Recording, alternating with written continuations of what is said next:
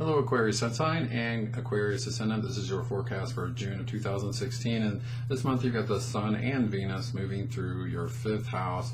This is a really great placement because the Sun is the ruler of the 5th house. So let me say this clearly, you're meant to have a good time this month. You're meant to allow yourself to relax and to play.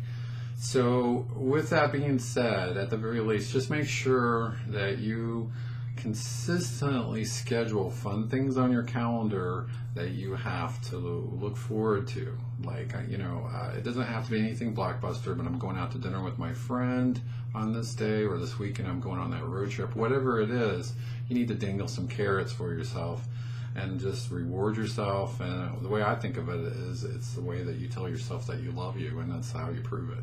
Okay, that's the big thing that I see that you need to be focusing on.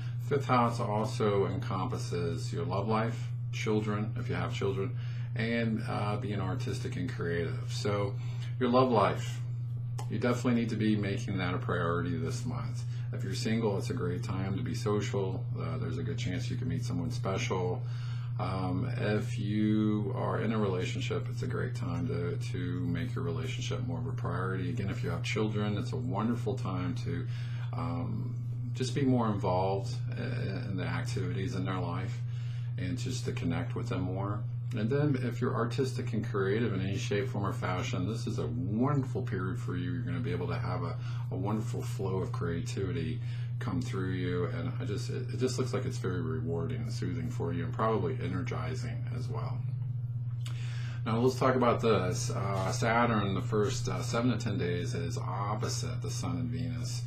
That makes things a little bit more tricky, simply because Saturn is about work and career and being disciplined and responsible. So I'm sitting here telling you to go have a good time this month, and this energy is going to be saying, I don't know about that, man. You need to be working away. That seems kind of frivolous. You got more important things that you need to be focusing on. And what I would say in return is, I'm not saying to be irresponsible, but I am saying to make more time for fun things, for pleasure, and at least be more balanced between work and play. Okay. Now let's talk about this. You have a grand trine in your chart this month. If you can visualize a triangle, there's a planet on every angle of that triangle. And grand trine symbolize harmony, good luck, opportunities. And so let's look at this. You got Mercury in the 4th making a trine aspect to Jupiter, making a trine aspect to Pluto. So 4th house, 8th house, 12th house, these are water houses, which symbolize emotion and intuition and creativity. So again, if you're artistic and creative, this is a green light month for you. You're really going to be able to come up with some good ideas, okay? But the big thing about this is, I would say, trust your gut, trust your instincts. Let me even say that in a better way. Honor your instincts, honor your intuition. You can have some amazing insights that could lead to more clarity about your life path and your situation in life. If you're facing any challenges, you might find creative ways to overcome those challenges. So make time for that.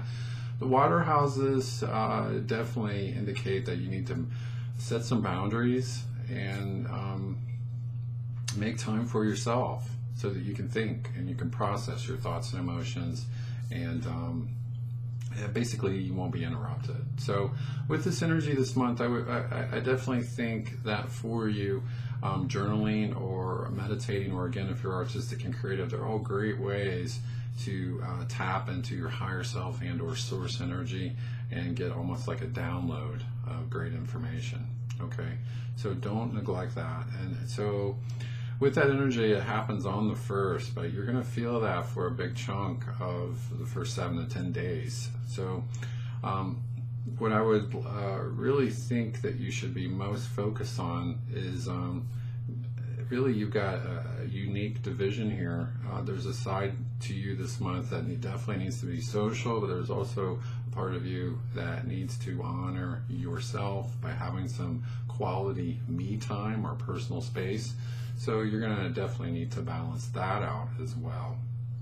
Okay, now let's talk about this. Mars has been retrograde for a while. It's finally going to go direct this month on the very end of the month, June 29th, and you've had Mars retrograde in your 10th house of career and or your life path.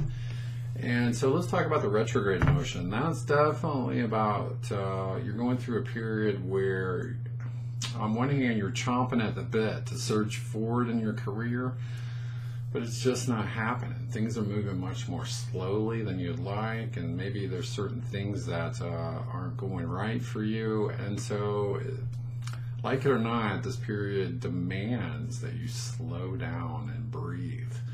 Don't get ahead of yourself. Live in the moment and focus on where you are right now and make peace with that. And look at the things in a very detailed manner. Are there ways that you could be more effective, more efficient, and ultimately more successful? I'm willing to bet there are, but it's important that you take the time to look at that. So again, when you're getting your personal space or your me time, that's one of the things that you should look at is your career stuff, because this is saying you might have some really great intuitive insights on what you could be doing differently, or you might find ways, or you might eliminate certain steps that aren't necessary. Okay, but when it goes direct, it looks like you're going to get that clarity that you've been searching for, and it's ultimately going to help you to get to the promised line much more quickly.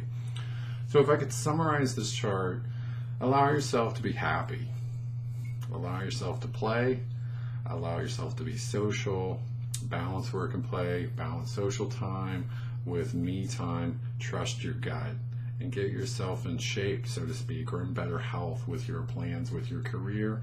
I think you're going to have a pretty rewarding month if you can do those things. It ultimately looks like you're going to be successful, but it looks like the key is just allowing yourself to relax and breathe and have a good time. And just from my personal experience, when you're relaxed and living in the moment, that's when you have those intuitive hits, those intuitive insights or aha moments. So give it a chance, let yourself play and be creative, and again, be artistic, even if you don't feel you're artistic. Maybe learn how to, or take a class on learning how to play the piano, or I don't know, creative writing class or something like that. It just looks like being creative is the key for you to tap into your intuition. So with that being said, I do indeed hope you have a great month, and I'll talk to you next month. Bye-bye.